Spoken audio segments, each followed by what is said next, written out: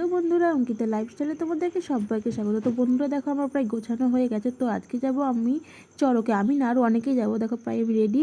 কেমন লাগছে প্লিজ কমেন্টে বলো। বন্ধুরা প্রায় আমরা বেরিয়ে গেছি। তো এই দেখো, আমি, আমার কাকার মেয়ে মনা, তার ভাই, পিসি, মা একসাথে সব যাচ্ছি।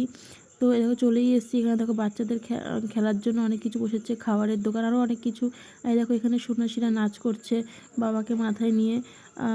তো বেশ ভালোই লাগছে। আর হচ্ছে এখানে পুজোর জন্য রেডি করছে। পুজোটা শেষ হয়ে গেলেই ঘোরানো হবে, চড়ক ঘোরানো হবে।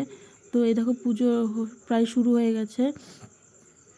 আর এই দেখো চড়ক গাছ, আমার তো ভীষণ ভালো লাগছে। দেখো পুজো হয়ে গেছে, এখানে উনি ধুনুচি নাচ করছে। আর ধুনুচি নাচ দেখতে ভীষণই ভালো লাগে। তোমাদের কার ধুনুচি নাচ দেখতে ভালো লাগে প্লিজ কমেন্টে বলো। এই জায়গাটায় আমার ভীষণই ভয় লেগেছে, কারণ যাই হোক ঠাকুরেরই জিনিস, তবুও বলবো আমার ভীষণই ভয় লাগে। তো তোমরা দেখো।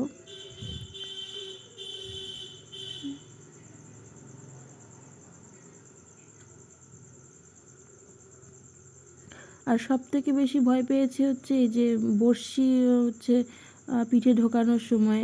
কারণ হচ্ছে আমার জীবনে প্রথম আমি হচ্ছে ঠিক এভাবে মানে দেখছি যে বড়শি ঢোকানো, মানে দেখেছি, মানে বড়শি ঢোকানো বলতে কি বলবো, গাছে উঠেছে বড়শি পিঠে নিয়ে ঘুরেছে সেটা দেখেছি, কিন্তু এই যেভাবে হচ্ছে দেখিনি কখনো, যে ঢোকানোর সময়টা।